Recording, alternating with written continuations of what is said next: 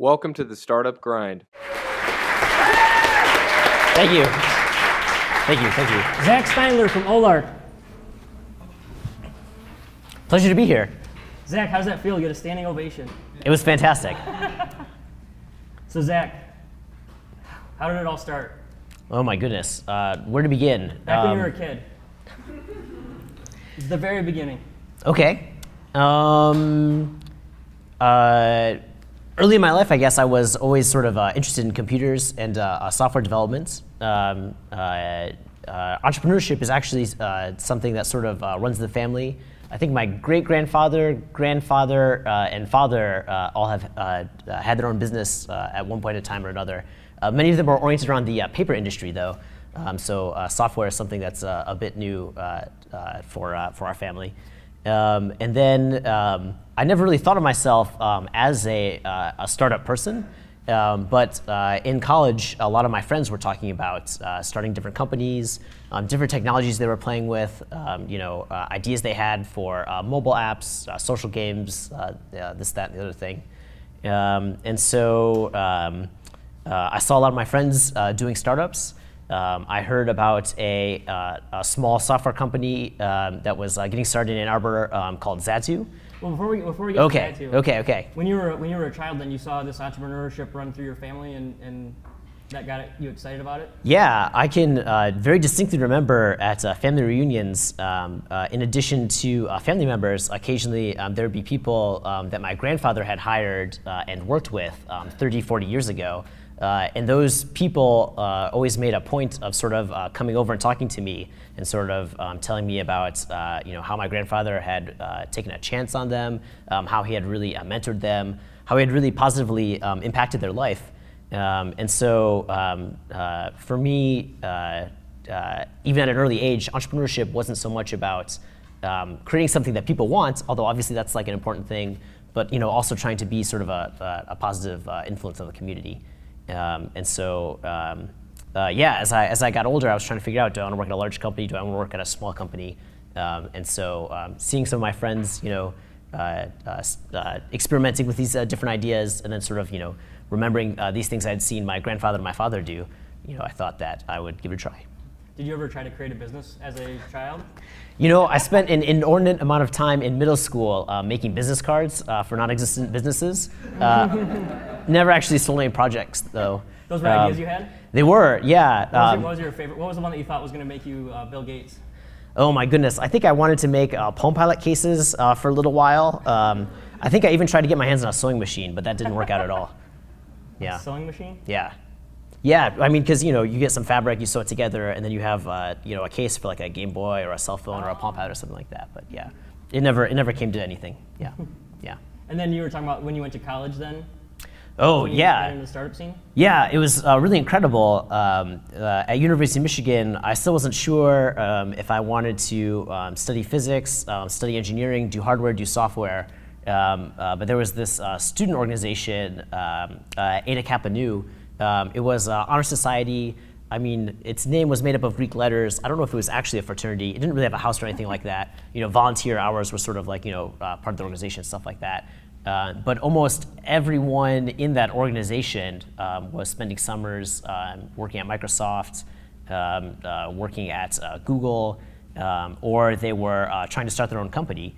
And so I was really, at that time, more interested in the technology side of things. So a lot of times I'd be talking with people about tricks of C and C++ development, of Python development, that sort of thing. But again, I was sort of surrounded by these people who were exploring ideas, trying to create businesses. And I think that really helped make it seem possible, like something that I could do. And what did you think about that? That was something that you desired, or did you see some people fall and scrape their knees? Oh yeah, I mean there was a ton of failure, absolutely. Especially when people try to start companies in high school, in college. I don't know. Running a company is basically eating humble pie every day for the rest of your life.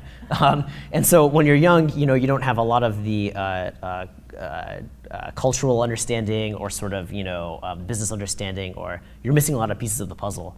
But we all learned from each other's failures. Everyone was pretty open talking about what was going on, how many customers they had, how much they were charging for their product, that sort of thing. And so I think those discussions definitely helped. When you say eating humble pie every day, what do you mean? Oh my God. So at any day at Olark, I might be This is trying. now. Oh yeah, right now, yeah. I might be trying to help people understand code that I wrote 3 years ago. I might be trying to mediate a discussion between employees. I might be trying to help take a project that's sort of gone off the rails a little bit and get it back on track. And so a lot of those mistakes are because of things I didn't do for people or things that I told people earlier that were incorrect. And so, basically running a company is about owning up to your mistakes a lot and working with people to sort of, get things back on track. So what you're saying is it never gets easy? No, yeah, definitely not, yeah. Can you just say it gets easy so that everybody here starts Yeah, right, company? yeah. Well, no, and I mean, I don't want to discourage people. I don't know, raising kids is not easy, but people do it because you're filled with this enormous, sense of joy and satisfaction. Or so I'm told. I don't actually have kids. But you get joy and satisfaction from Olark every day? Oh, it's incredible. Yeah, working with a team of really smart people, being able to have an idea for the direction things should go in, and then being able to affect positive change in your organization. Yeah, there's nothing like it. And going back to your childhood, are you achieving that vision that you set out when you saw the people recalling how your grandfather impacted them? Yeah, definitely. I would like to think so. You'd have to ask our employees, I guess. But yeah, we focus a lot on culture. Actually, we have a number of core values at Olark, and 2 of them are speak your mind and make it happen. And so very often in our organization, people sort of spot a problem, they articulate it, and then they work within the framework of the organization to sort of change things and make things better. And so, I don't want to say we do that 100% of the time, but a lot of the time, that's how we're able to sort of take conflict or misunderstanding and turn it into something positive. I think I've been at a lot of companies that have went through value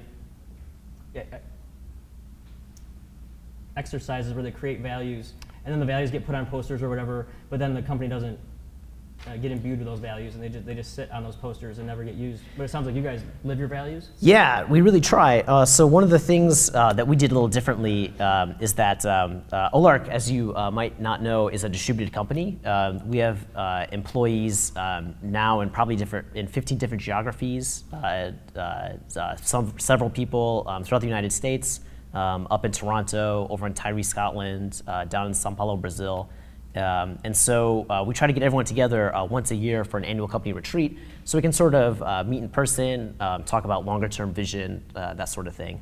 But to get back to your question, at our first retreat, we decided that it would be helpful to have company values that we could sort of reference throughout the year and use as a way to navigate issues that would come up in our company. And so we did it in a very collaborative fashion. We all love unconferences at Olark, so we handed out sticky notes and Sharpies. People wrote down ideas, we sort of clustered them, we worked on them, we rephrased them, and that's sort of how we came up with our core values. So I think that inclusive process really helped people sort of like buy in and feel like it's something that we could like embody and live. Another way to make sure that your core values are being lived in your organization, this is an idea that we stole from Zingerman's. Do you guys know what Zingerman's is? Yeah, okay, awesome. So Zingerman's has this thing at meetings that they call kudos. So to start out the meeting, people thank each other for a job well done or helping them out or that sort of thing. So in our weekly all hands team meeting, we have a kudos section where you thank other people for helping you or whatever you want to express, and you have to tag it with whatever core value it corresponds to. And so, I think it's really important if you decide on doing something in your company, you have to sort of have some way to make sure that it is visible and continues to be visible. Otherwise, people will forget it. That's interesting. So you like embedded into a process that reinforces Exactly right, yeah. Is it weird as a founder to do this collaborative process? Because what if somebody's value you hated? Like what if their value was, I don't know, coming in whenever they want to work or something like that? Well, I don't know. Interesting that you bring it up and use that phrasing. As a co-founder, actually, one thing that's very unusual about Olark is that we have 4 co-founders, and the 4 co-founders worked together for a year and a half before we were able to bring our first employee on full time. So you could say that collaboration is very embedded in our organization. Yeah, you want to talk about that for co-founders? How does that even work? It seems like it can be hard enough if you've got yourself Yeah. Two people can be challenging. I can't, four? Yeah. So I think it helps that we have a lot of different skill areas. And so, obviously with four co-founders, there's a lot of potential for miscommunication, conflicts, people stepping on each other's toes. And that absolutely happens. But the flip side of it is that when the four of us are working together, it's sort of magical. You might be struggling in an area, but you have three co-founders that have different areas of expertise. So often something that you may be weak in is something that they're strong in. And so someone being able to sort of help you pick up when you've sort of stumbled is inordinately helpful. How do you think how would you recommend people reason about how many founders they should have? If they should have 2 or 3 or 4? Did you say one of your friends has 6? No, I just learned today that the Arduino Foundation had 5 co-founders, but I guess they have recently split and are down to a much more stable 4. So, I mean, I don't know if I can say that there's a magic number for co-founders. I think it sort of depends. I think that you want to have a variety of strong skills on your team. I think that it's a lot easier to tackle big problems if you have someone around you can sort of bounce ideas off. And so, I would recommend at least 2. But yeah, I mean, you can look and see there's a number of different companies that have been founded with 1, 2, 3, 4, and more co-founders. It sort of depends. Why would you recommend 2 instead of 1? Well, I don't know. I guess it's sort of why would you recommend 2 people raise kids instead of being a single parent? I mean, it's just so much easier when there's another person who's sort of like your partner. There's someone you can bounce ideas off of. If something happens and you need to take some time off, there's someone else there to sort of like carry the torch. I think that there's so many struggles and problems and issues at a startup. You are unlikely to be strong in all those areas. So even if you can find one person to be the yin to your yang, I think that makes a much stronger team. So I interrupted you. You were going to talk about when you were at Zatu. Oh, yes. During college, I think, before Yes. we got off on this little tangent. Yeah, and to back up a step before that, actually, I spent a summer interning at National Instruments, doing exactly the kind of work I wanted to do, sort of mixing hardware and software and doing Like this your and dream that. job, your dream job?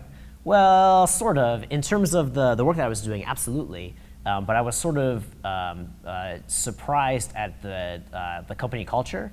After spending a couple of years, at college, working with people on projects that would last a couple months, National Instruments has this enormous code base. I don't remember, but at the time I think they were doing releases maybe every 6 months, maybe every year. And so at one point I asked my boss, I was like, I have some ideas for the next feature. When would that happen? He was like, we had the design meeting a month ago for the feature we're going to start work on 3 months from now. And I was like, oh man, this pace seems really different from what I experienced at school in my classes, and also what I see people doing around me there. And so I was really excited to try working at a startup. And fortunately, one of my professors had just started a company and was looking to build out an engineering team. And so I took a semester off to work for that company, Zatu. We were trying to build a peer-to-peer network to distribute live television in Europe. And you got in on the ground floor, it sounds like? Yes, I was part of the early team. I think that I was working. I don't think I was employee number 1. I think there was someone else who graduated before I did and started working full time before I did. But I was definitely one of the early employees. And the initial team that I was working with was a bunch of PhD students in computer networks. And the amount that they taught me and the amount I learned in that semester off just blew my mind. And I was like, I have to do this. I have to find some way to continue being in the startup world where we can sort of quickly learn new things. And at that point in my life, I was still very focused on technology and not thinking so much about the business aspect of things, about how to manage a team, that sort of thing. Yeah. And so I did that for a couple years. Unfortunately, we were trying very hard to pay for people's cable subscriptions with web ads. And so if you can imagine trying to pay for Comcast with web ads, the math was very hard to work out. So the company sort of pivoted to a paid model. Also, CDNs had become cheaper and cheaper, so they were also pivoting away from the peer-to-peer technology that we had built. And then around that time, one of my coworkers, Matt, left to be a co-founder at Olark. And then a few months later, they determined that they needed another co-founder with more technical expertise. And so Matt asked me what I was up to, and we started working together. And that's when Olark was accepted into Y Combinator in the summer of 2009. What is Y Combinator? Yeah, it is a business accelerator. So people have to make this distinction between an incubator and an accelerator. An incubator is a place where, I don't know, you sort of run your business, and then, I don't know, a lot of times you just stay there. An accelerator has a start date and an end date. There's sort of an emphasis on pace. And then a lot of times at the end of the program, there's some opportunity to introduce the companies to investors and that sort of thing. So I guess Y Combinator really revolutionized and sort of provided us with this idea of like a 21st century business accelerator where a bunch of teams apply, they start working there. Once a week, they all get together to have dinner together, and there's some guest speaker. And then afterwards, there's mingling. And then at the end of the program, there's a demo day where you can pitch to a crowd of investors. And then after that, there's sort of a strong mentor network. And so, Y Combinator and Techstars were sort of approaching this model from two sort of different ways, and then, have sort of become these enormous organizations that mentor hundreds of startups per year now. And so you left Zatu, it was kind of this sinking ship, and you went on into this unknown startup that was forming, and you guys applied to Y Combinator and got accepted? Yeah, I actually joined Olark after they had been accepted to Y Combinator, and so those guys moved out to Mountain View, and then a few months later, I joined them to continue working on Olark. So what was it like when you got a call and they said, hey, we've been accepted to Y Combinator to work with Paul Graham, and do you want to join our team? Yeah, I mean, honestly, I was starstruck. I had been reading Hacker News. I had heard of Y Combinator. I thought, oh, this is a great opportunity. I would love to, sort of see what Silicon Valley is all about. And so I was really excited. I sold everything that I owned. I packed what remained in my '98 Volvo, and I drove across the country to, write some code and sort of see what would happen. What did you think would happen? I think I wrote about this recently in a blog post about what the first 3 years at Olark was like. I thought we would be bought for millions of dollars after working on it for a year or two. That did not happen. Yeah. What were you going to do if you got bought for millions of dollars? Oh, I don't know. I mean, it was a foolish young person's dream, right?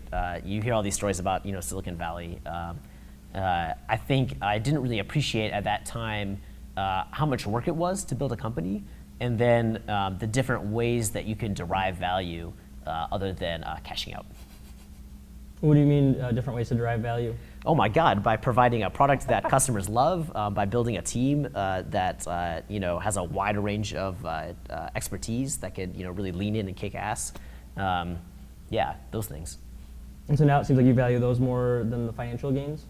Yeah, although don't get me wrong, it would be nice to exit at some point. And then what would you do? Oh, I don't know. I mean, realistically, right now Olark is continuing to focus on building a really excellent product, building our team, challenging, continuing to innovate in our market. A lot of times you hear that companies are bought, not sold, and so I think engineering a business for an exit is sort of a risky thing. So we're content to continue building value and sort of see where it takes us. Do you feel like if you're engineering for an exit that you might make short-sighted decisions to raise your value immediately and sell that would be detrimental long term if the sale didn't happen? Oh yeah, absolutely. You can't. I mean, if you build a company with the intent of selling it to one specific person, and then the market goes down or that company's M&A budget goes away. I think it's pretty difficult to engineer a successful exit. There's sort of a lot of factors at play, and so it's sort of best to build something of value and wait for market conditions to be right, as opposed to be like trying to run as fast as possible towards that. Speaking of the market going down, what were things like when you what year and what were things like when you joined Y Combinator? Yeah, I mean, in 2009 it was horrible, right? It was sort of the height of the Great Recession. I don't know if you all remember, but Sequoia put out this slide deck called RIP Good Times. And Sequoia it was, is a venture firm? It is. It's a venture capital firm, one of the largest in Silicon Valley. They invested in Google, other companies. And they were advising all the companies that they had invested in to become profitable as soon as possible, to not require additional funding, if at all possible. And then they were sort of saying that we're going to shut our doors for a year and see what happens. And so I don't want to sound too doom and gloom. There was definitely deals being done in the Valley in 2009, but valuations then for companies coming out of Y Combinator was topping out at like 1.5, where nowadays, I'm not really privy to term sheets, but I would guess that it's like 5 to 10x that for companies that are coming out of Y Combinator. So after the program, we could have sold, a third of our company for a couple $100,000. We sort of did the math.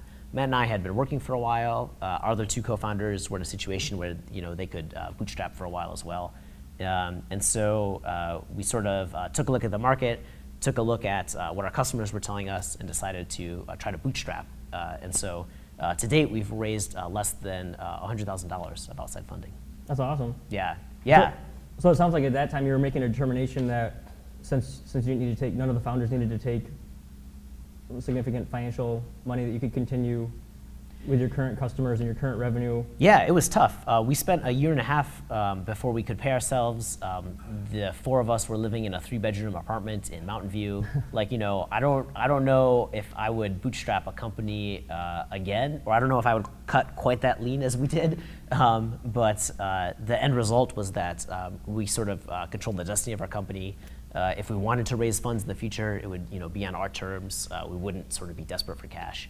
And so I don't know if I want to say that it's for everyone, but if you can bootstrap, I think it puts you in a lot more strong position as a company. So the four of you lived in one house? We did, yeah, in Mountain View in a 3-bedroom apartment. And then maybe about a year in, we upgraded and moved to Palo Alto. In that house, it must have had at least 5 or 6 bedrooms because we had a roommate. Yeah. Like a subleaser? Yeah, I guess so. So we had 5 people in the house. Yeah, it was a good time. What was that environment like? Was that awesome and everybody's having fun all the time? Like, was it that movie, The Network, Social Network, where they're having, I don't know. Yeah, or I haven't seen it, but stuff? there's that HBO show, Silicon Valley, right, where they're all working out of a house. Yeah, I don't know. There were definitely positive aspects. I certainly got to know my co-founders in a way that I would not have otherwise.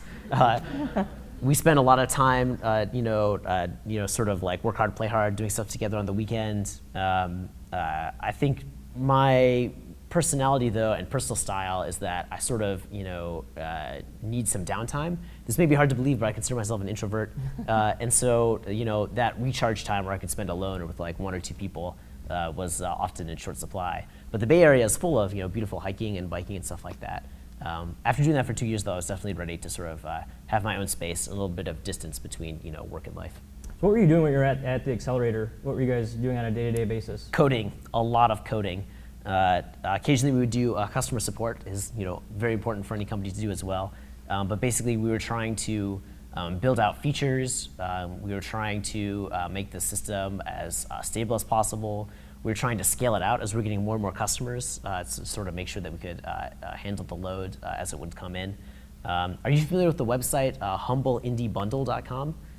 I think I've heard of it. I don't know if I've used it. Yeah, they were one of our early customers. They're actually another Y Combinator company. And so we gave them Olark for free in exchange for load testing. And so what the Humble Indie Bundle is that once every couple of months, they put together 5 or 6 video games and they offer them online, pay what you want, and then you can download all these games. So they had the Olark chat window on their landing page. So they announced, pay what you want for 6 video games, and hundreds of thousands of people would come to their website within minutes. And so that was an early test of our infrastructure, and we learned a lot from those experiences, and were able to sort of figure out a system by which we could quickly scale and add customers. So we'll be forever indebted to them for that help.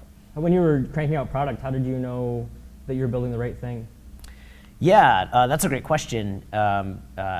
My focus at Olark was more on backend systems, so I was worrying a little bit more about building a scalable distributed system. But we get a ton of feedback from our customers. So all startups should dog food. For us, it was especially useful though, because by using live chat on our website, we were able to get a bunch of feedback from customers about what they liked, what they didn't, that sort of thing. And we actually had something that we called the complaint board. We had a whiteboard, and every time a customer requested a feature or complained about a bug, we'd put a tally mark. And so we'd sort of, throughout the day, you might talk to like 20 or 30 customers. Nowadays, we talk to probably 600 customers a day via email or live chat. And so at the time, when the volume was much lower, we would sort of write people's complaints and put tally marks by them, and then just sort of like look at what was most requested and work on that sort of thing. And how'd you know that you should work on a product instead of spending your resources on sales or marketing or other things? Yeah, it was tough to try to make that delineation. Olark's strategy for distribution initially was mostly centered around this Powered by Olark link. So at the bottom of the chat window, it says Powered by Olark. And so a lot of times what we'd see is that if you were a geologist in Minnesota and you put Olark on your website, suddenly geologists from like the Midwest all over would be like coming to our site and signing up for Olark. And so we didn't have to spend a lot of effort on sales and marketing initially, because that Powered by Olark link was sort of like letting people know what the service was, where to get it. So we had a lot of inbound requests for our service. And so especially those first couple of years was really focused on sort of managing inbound requests. People asking for features, people asking for more operators, that sort of thing. So you guys already had a product that was working and you had customers that were paying before you went into Y Combinator? Yeah, we did. For several years before YC, maybe as early as 2007, Ben and Roland, two of the co-founders, put together this proof of concept. And they were giving it for free to customers of their internet service provider. They were running a ISP and sort of a web consultancy company. And so we knew that we had something that people wanted. We weren't sure how much they were going to pay for it. And so we thought, well, classic disruptive play. Let's offer something similar to LivePerson, which is $100 an operator a month. Have not as many features, but make it easier to use, and then improve it over time and increase the price over time. And that's how we were able to enter the market. And with your tally system, did you ever have it where the top tally was, here's my pain point, and it's whatever it is? Yeah. And then you built something to address that pain point, but it was the wrong thing? Or what you thought would solve the problem didn't solve the problem for the customer? Oh, sure. I'm sure anyone at Olark could sort of give you examples of this. For me personally, I once built a Salesforce integration without actually talking to anyone that ever used Salesforce. And I used all the wrong objects, leads instead of cases, notes. I don't know, some of you must use Salesforce. It's kind of crazy. There's a lot of stuff in there. Very powerful, but not very beginner friendly. And so, yeah, absolutely, all the time. The beauty of Olark, though, is that if there was something wrong, our customers were sort of close at hand and not shy about telling us. So we were able to iterate very quickly and sort of make improvements, make fixes, make things better, that sort of thing. So it sounds like you guys did that a lot, where you built the wrong thing, but not enough to do like focus groups or have usability testing or anything like that? Yeah. On a good day, I have sort of like a developer hat trick. I can do like 3 deploys. And so, trying to have a workflow where you can write code, have someone sanity check it, test it, deploy it, and then test it again in production. Being able to do that quickly lets you very quickly iterate on your product, much more quickly get to product market fit. Be able to show a customer and be like, is this what you mean? Is this what you mean? Okay, and sort of figure it out that way. Did you guys ever think that maybe you should do something different? Like after you got it into Y Combinator, or after you already had some sales and some traction? Yeah, actually at Y Combinator demo day, our pitch was that you should put our code on your website, not just to chat with your customers, but to tell what Google AdWords people were using to land on your website. And then we would manage your Google AdWords buys and help you like optimize it. And then we'd also track conversions by integrating with your shopping cart platform. So that would be like if I had a Nike, or if I had a shoe store and I sold Nike shoes and somebody searched for buy Nike shoes, I would Sure. see that they were a visitor on my website. Yeah, and would say, exactly. And so we sort of made some steps towards that. We integrate with shopping cart platforms, and that has really helped a lot of people that are selling stuff online. So that turned out to be really valuable. But this idea of managing AdWord buys, we kept trying to sell it to people. They're like, no, I don't want that. No, I don't want that. No, I don't want that. So we're like, okay, forget it. We'll do something else. Yeah. And how did you evaluate those things? And it seems like you're kind of guessing at what future markets might be and what price points and things like that. It seems like it's hard to think into the future about what you are to some doing. extent, yeah, and certainly, especially as your company grows and becomes older and more mature, you don't want to be driven completely by customer requests. You want to be able to be a visionary in your market and push your product forward in that way as well. But early on, for whatever reason, probably because we were so available via live chat, our customers were never shy about telling us what they needed, what wasn't working for them, and also what was working for them. And so just receiving that deluge of customer feedback. So, if we were talking to 40 customers a day in that first year, after 300 days, that's like, I don't know, a couple thousand data points, 1,200 data points or whatever. No, more than that, 12,000 data points, so yeah. Did you ever have any events where you just thought like, this is it, this is gonna be my multi-million-dollar? No, never. Well, yeah, maybe now that we have this team, I felt more confident about the future than ever before. But yeah, throughout that the whole first couple of years, especially because we were bootstrapped, we were sort of slowly depleting our personal savings. And so many times I would sort of like look at our revenue graph, look at how much money was in my bank account, and try to like estimate how much longer I had left before I had to like find another job. But about a year and a half in, we were still getting all this great customer feedback, and we had raised our prices from about $5 a month per operator to about $10 a month per operator. So we raised prices a second time to $15 a month per operator.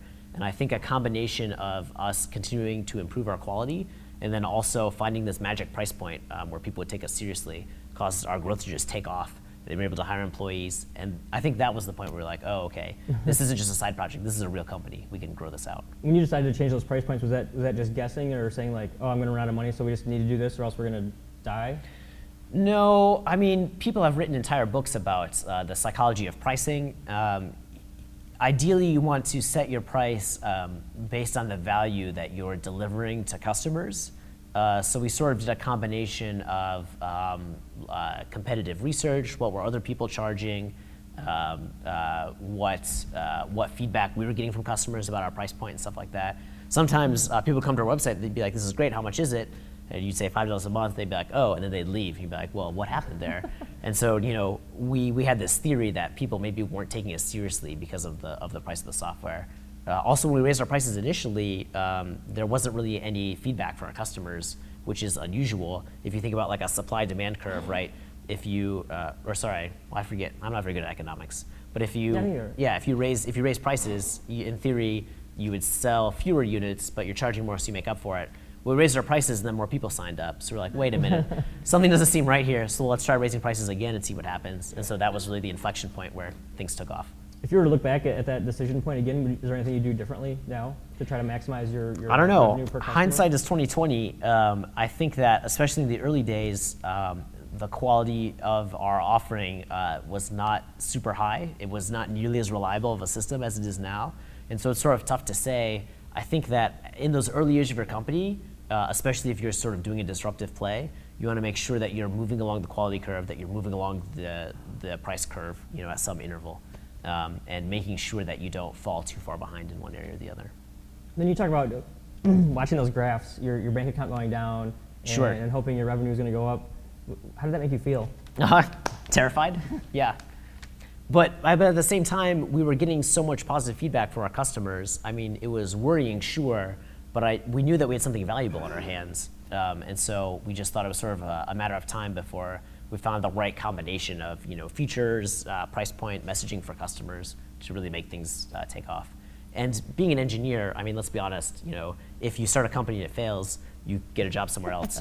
It's not it's not the end of the world by any stretch. So when you say terrified, were you having trouble sleeping? Were you stressed out and it was impacting your work, or were you looking at your friends who worked at maybe Microsoft or something and that they're maybe buying cars or? Yeah, I don't know. I'm a pretty easygoing guy. I mean, yeah, I think I was stressed. I don't think it was literally keeping me up at night. Yeah, it's always worrying, right? When you sort of put yourself out there, you put your product out there, you're putting your personal finances out there. Yeah, it was worrying, but I'm glad I did. The reward was worth the risk. And you guys seem really proud of that you bootstrapped. Yes, I mean, I think it's really undervalued. We were talking a little bit earlier that Kaufman actually just published the survey that among the Inc. magazine 500 fastest growing companies, and that survey has some issues. It's self-reported. There's selection bias, of course, but 13% of them raised angel or VC, and so 87% of them did not. And so I think bootstrapping, particularly in the tech industry, is really undervalued. With platforms as a service like Amazon Web Services, Rackspace, Heroku, it's never been cheaper to do a software company in particular, but many types of companies. And so I think that if you can swing it, it's a great way to sort of be in charge of your own destiny. And you can always sort of choose to raise in the future on stronger terms because you actually have a company, you're generating revenue, that sort of thing. I think I read that Paul Graham said empirically bootstrapping doesn't work well. What year did he say that, I wonder? Well, honestly, there's only 3 YC companies that I know of that have been bootstrapped, Wufoo, Olark, and Pull Everywhere. It is not a popular option for Y Combinator companies. Certainly, people in that network tend to be very well connected with angel investors and VCs. In order to bootstrap, you sort of need to have some sort of personal financial cushion and be willing to sort of put some of your personal finances on the line. So I don't want to say that it's easier to start a venture-backed company. It's harder in different ways, certainly. But I think that there's a lot of momentum, particularly in Silicon Valley, particularly in the Y Combinator program, to raise after you exit the program. So you don't think that raising makes it more likely that companies will be successful? You think bootstrapping is a better option or equally good option? That's such a tough question. I would say that for us as first-time founders that wanted to grow deliberately, bootstrapping was definitely the right option. If you want to be the next Google, if you want to compete head-to-head with Apple, you better raise a war chest. I don't think you're going to be able to do that by bootstrapping. I could be wrong, but I think it sort of depends on what problem you're trying to solve, and if that problem requires a lot of funds up front to get started. If you want to invent some sort of cure for cancer or a cure for AIDS, I think that's another example where you're going to need a lot of capital up front. You're unlikely to be able to bootstrap successfully. What's the most stressful experience you've had at Olark? Oh my goodness, most stressful experience at Olark. Probably when we're having a disagreement as co-founders that we're unsure how to resolve. I think the key to any conflict is sort of like a healthy respect for someone else's opinion, even though you might not disagree with that. But over the course of the 6 years that we've been working together, there have definitely been cases where you're sort of unsure how to move forward in a relationship, it's really important for all relationships at the company to function, but particularly at the executive level. So working through some of those issues, particularly early in Olark's history, was definitely very stressful. Like when you guys were living together? Right. Maybe disagreements? Yeah. Maybe like 2-on-2 or 3-on-1 or?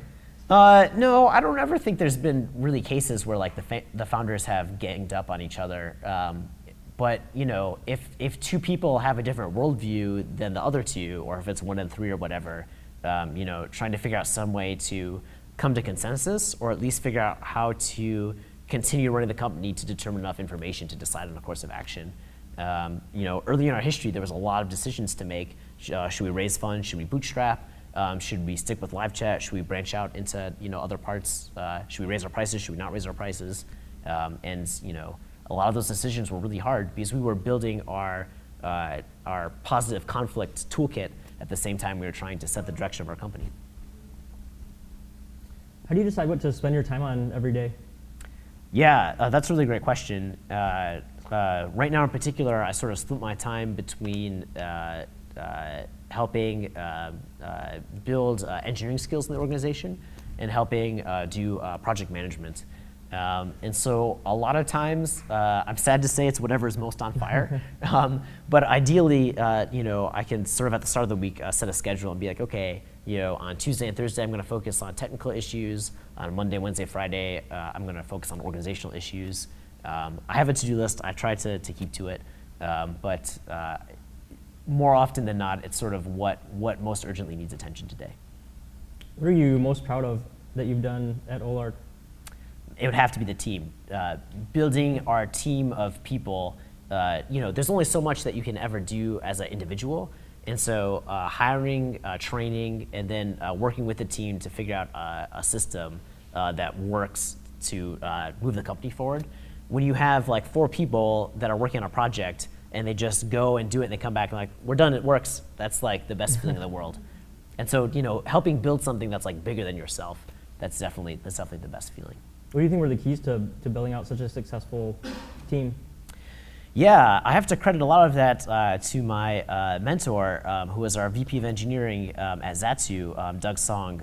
He has really helped shape the grassroots tech community in Ann Arbor, but also taught me a lot personally about how to manage a team of engineers. I was a team lead at Zatsu, and I made a lot of mistakes, and Doug helped me sort of like work through it. You were a team lead and you were in college at that time, right? I think I had just graduated. Yeah. I was young.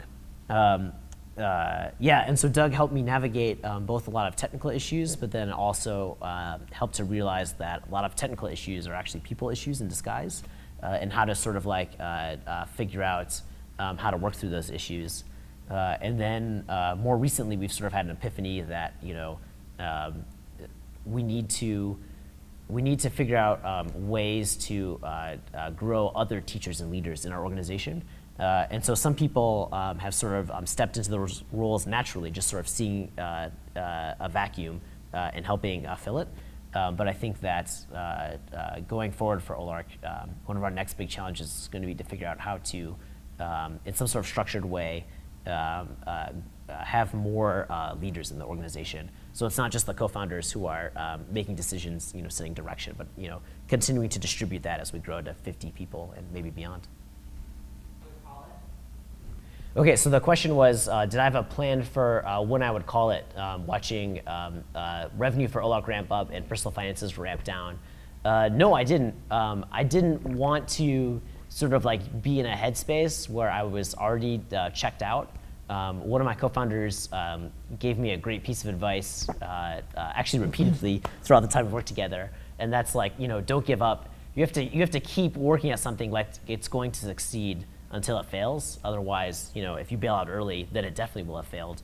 And so, there's a lot of tech companies in the Bay Area, in Michigan. A lot of my friends worked at a lot of different tech companies. I don't think, especially with an engineering background, I don't think it's very hard to find another job if you have to. So no, I didn't really have a plan B, but I wasn't too worried about it. I knew that I could figure something out in reasonably short order if I had to. Well, if my bank account hit 0, it would have failed. I didn't want Olark to make me homeless. It never got close to that point, and so I didn't really have to seriously entertain that thought. It is a really interesting question, though. I have seen a lot of startups that make enough money to pay the rent, but then you've been doing it for 3 years and you can't quite break through that $600,000 a month threshold. At least for us, we weren't really making a lot of money until we raised our prices that second time after about a year and a half. And so I don't know if there's a golden rule for how long to try at something before you consider it a success or a failure. But if we had bailed out after a year, it definitely would have been a failure. So that's one data point. Yeah, the question is, do I still consider Olark to be a startup? That's a really great question. I guess you have to sort of like figure out like what at its core makes a startup. Is it that as an employee you have a large impact on the direction of the company? In that case, yes, I think Olark is still a startup. Is it that we're in danger of running out of funds at any moment? In that case, no, we're not a startup. Is it based on age? We've been around for about 6 years. I don't know. I think we're definitely in the gray area. I think that, like a lot of companies claim, but Olark actually lives up to, we definitely still operate our company like a startup. Employee autonomy is sort of a mantra at Olark. We want to empower our team in any way possible. And so I think across our organization, if it's HR or if it's marketing or engineering, we've worked really hard to make sure that we're not telling people what to do, but we're still giving them the things they want and unblocking them so they can do the things that they do. And so in that sense, we do operate like a startup. Yeah, okay. Recently, we've sort of created 2 roadmaps for Olark. One is our product roadmap, which is sort of like all of our external facing things. And the other is sort of our internal roadmap, or our empowerment for the interior. Policy changes that we want to affect. We had one of our coworkers over the holidays this past year. Someone donated some money in his name to a nonprofit, and then they got their employer to match that funding. This person thought, wow, that's a really cool idea. I wonder if Olark could do that. So that happened, like, I don't know, December 25th, January 1st-ish. And just last week, actually, we finished that project, and now we have employee donation matching. There were a bunch of questions that we had, like what if it's a nonprofit that doesn't align with our core values? What if it's a nonprofit that some of our coworkers object to personally? Should we include or not include religious organizations? And our employees had a lot of very different feelings on those topics. Because we've sort of been creating these tools for successful positive conflict, and because we have this process by which anyone can propose a change to our organization and see it through, over the course of some time to make sure that people are being heard from, but also that we're not, unduly stalling, we made it happen. And I think our coworkers really value that ability to shape the organization they're part of. Oh, sure. So the question is, have you ever given the keys to your kid for the car and then you have to say you don't get them anymore? Yeah, I mean, do we always get our policy right on the first try? Absolutely not. I think just like our engineering part of the organization really values quick iteration, so does sort of like the policy aspect. And so often we'll be partway through a change and realize that some parts of it are wrong. And then we basically have to make a decision. Do we continue forward, try it out for a while, and then iterate on it at some point in the future? Or do we start back from square one? Right now, I'm trying to help us prioritize our projects. And one of my coworkers helped me realize that the approach that I had taken wouldn't work in a bunch of scenarios. And so then we had to have a conversation like, okay, what do we do? Should we go back to square one? Do we try this once and iterate on it? How do we work forward from this? It happens all the time. Yeah, in fact, very recently, I think we had... Can you repeat the question? Oh, sure, yeah. So the question was, how do we run our hiring process to try to get great people? And then also, how do we try to address issues with diversity in tech? Actually, this is one of the projects that we're working on internally right now, is how to revisit our hiring process to make sure that diversity is one of the values that's part of it. I guess before I get to that topic, I unfortunately have lost track of the number of people that we have interviewed. Both at Zatu and Olark, we have talked to many, many candidates. If I had to guess, we probably do phone screens for half of the submissions that we get, and we maybe interview 1 out of 10 of the people that apply, and then we usually interview maybe like 5 to 10 people per position. Those are sort of rough guesses, though.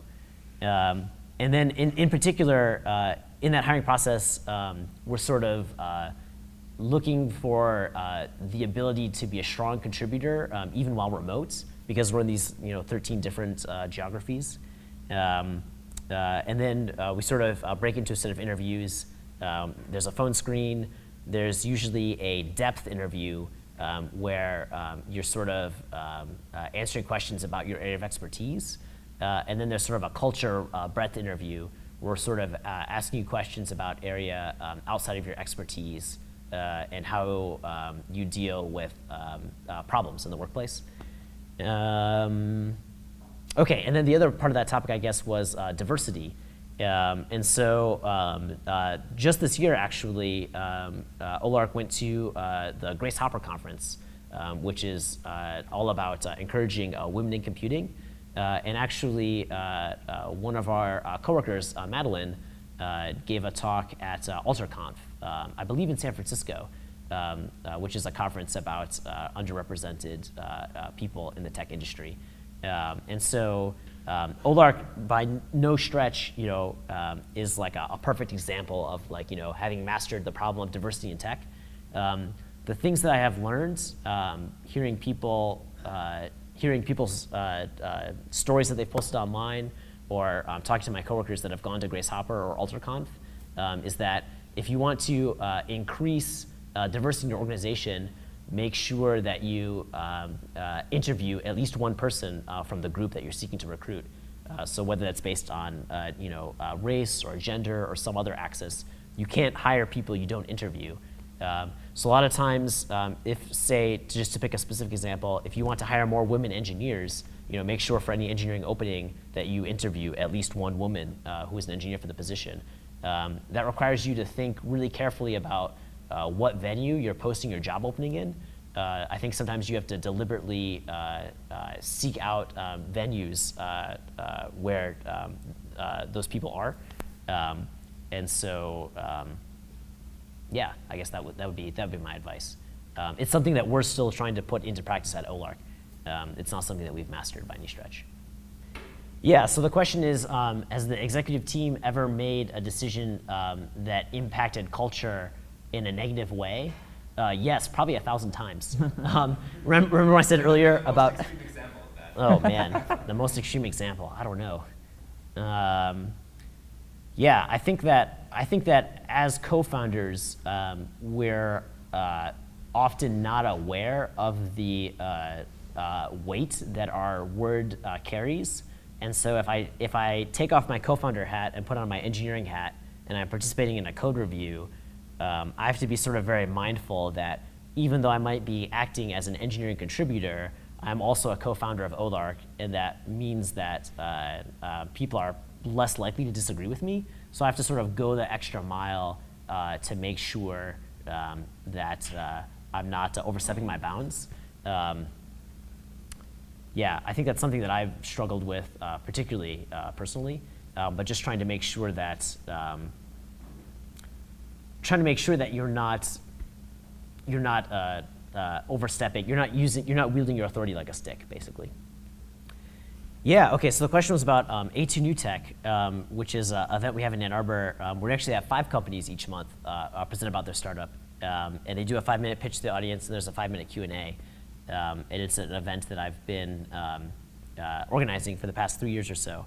The thing that I love most about A2 New Tech is variety. And so in every meeting, I try to have at least one person this is their very first time presenting, at least one person who's a seasoned entrepreneur. And so I think that mix for me has sort of kept it really fresh and allows the audience both to spend some time giving their expertise to new co-founders who haven't received a lot of feedback from their pitches before, and then also learn something from the audience.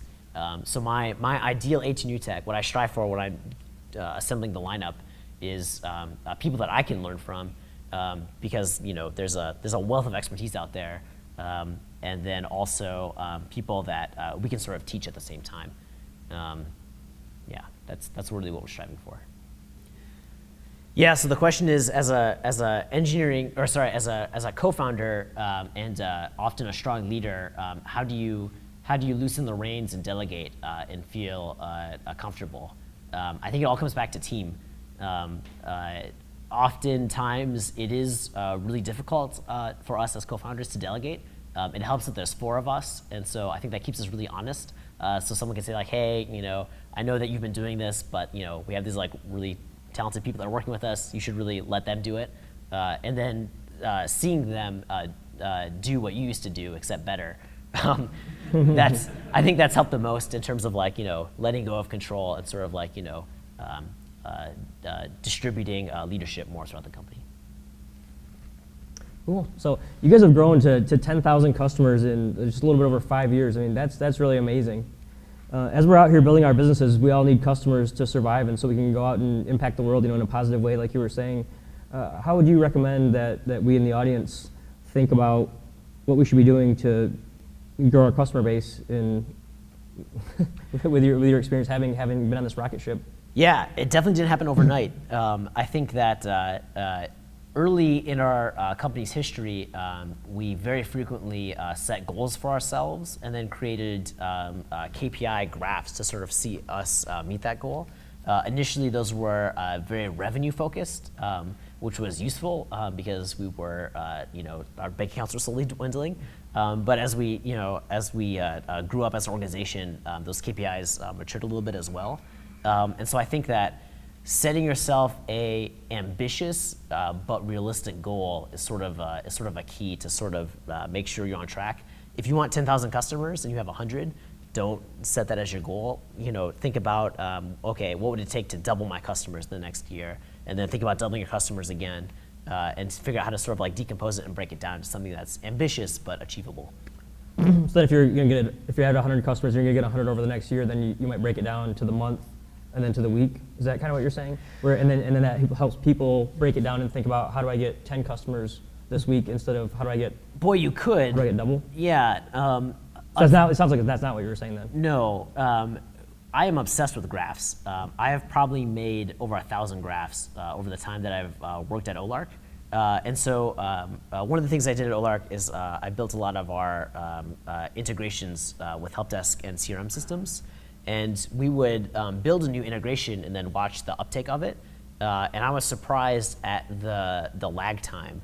And so I guess what I would say is that if you have to sort of give yourself time to achieve your goal. So I would not set a goal of like gaining 5 customers a week. That's going to give you a very myopic view of how to grow your business.